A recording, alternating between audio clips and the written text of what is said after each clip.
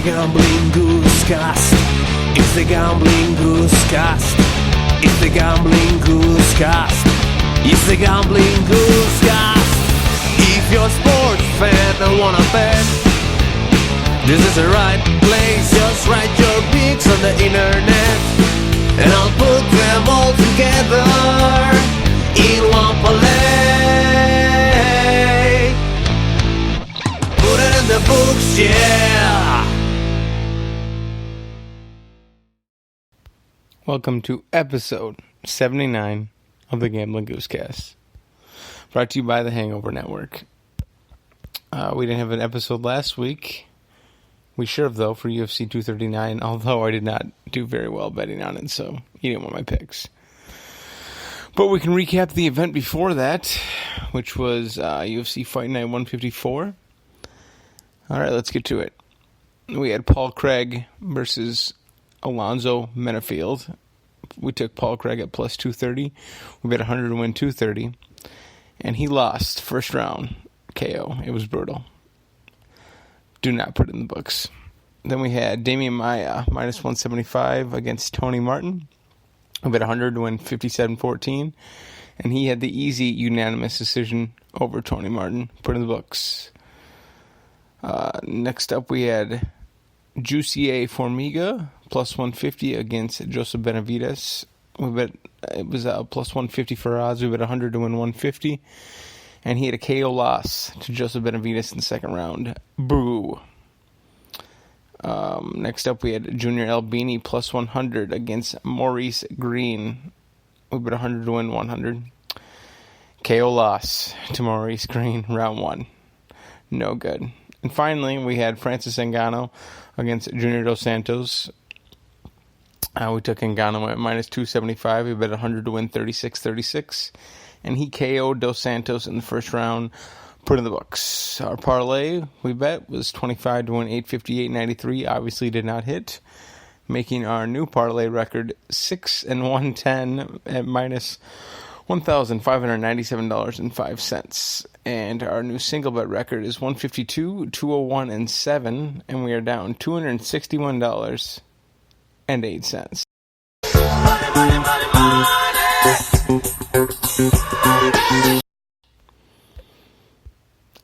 Yeah, and now, before we get to UFC Fight Night 155, I guess I can recap last weekend's bets, which was crazy.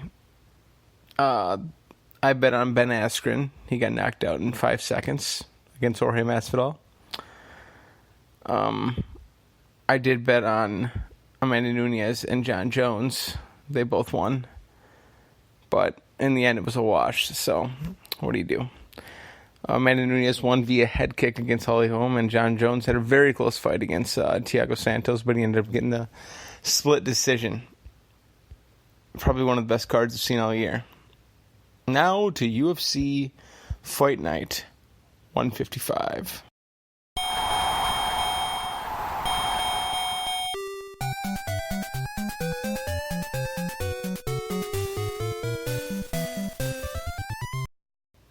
All right. This is going to be on Saturday, which is tomorrow.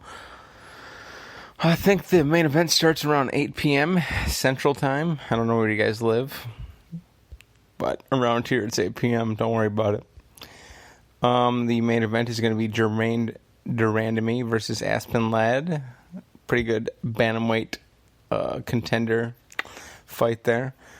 We have 5 picks for tonight, or tomorrow. 5 picks. First being Ryan Hall versus Darren Elkins. Darren Elkins is favored at minus 120 against Ryan Hall, who is minus 105. It's pretty much a pickup. Darren Elkins is currently on a 2-fight losing streak, but before that he was on a 6-fight winning streak, using his constant wrestling pressure to wear guys down. His opponent, Ryan Hall, is one of the best BJJ practitioners in the UFC. He's no joke. It's just not a good matchup for Elkins, to be honest. If he takes him down, terrible idea. And Elkins does not have good striking. I mean, he's okay, but it's very sloppy. Ryan Hall is a very smart fighter. And if this fight goes to the ground, I think Elkins is fucked. So I'm taking Ryan Hall here, put in the books at minus 105. Next up, we got Juliana Pena versus Nico Montano. Pena is the minus 190 favorite against Montano, who's plus 155.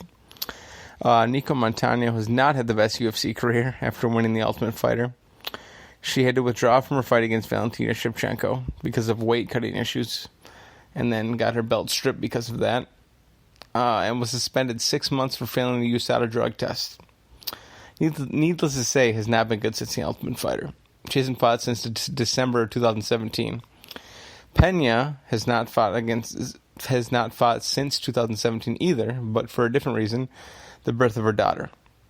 And I think Pena has this fight, to be honest with you. She'll use her superior wrestling to edge this one out. This is an easy bet, in my opinion. Montano's skills do not match up to Pena's, and she hasn't even faced close to the competition. So put in the books, Juliana Pena, minus 190. Next up, Marvin Vettori versus Cesar Ferreira, there we go. Cesar Ferreira. Vettori is a favorite at minus 160. Caesar is plus 130. Marvin Vettori is 2-1 in the UFC, with his last fight being a loss against Israel Adesanya. He's facing Cesar Ferreira, who is 9-5 in the UFC, with notable wins over Anthony Lionheart Smith, who just choked out. Did he choke him out? Yeah, he choked out Alexander Gustafsson, or TKO, I can't remember, and lost the title fight against John Jones. And he also beat Jack Hermanson. I'm not really sure why this fight isn't a pick'em. That's why I'm taking Ferreira here. Ferrari. He's the more experienced fighter and has faced way better competition. Put in the books, Cesar Ferreira plus 140.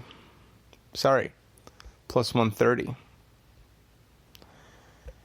Next up, Mirsad Bektic versus Josh Emmett. This is Mirsad Bektic is the favorite at minus 160. Emmett, underdog, plus 130. In my opinion, this is the fight of the night. You got Mirsad Bektic, who is 6-1 in the UFC. His only loss was against what's his name? Darren Elkins, and he was winning the entire fight. Elkins just doesn't get. You can't stop him though. He's a Terminator. So, it was a fluke loss in my opinion. But he's 6-1 in the UFC.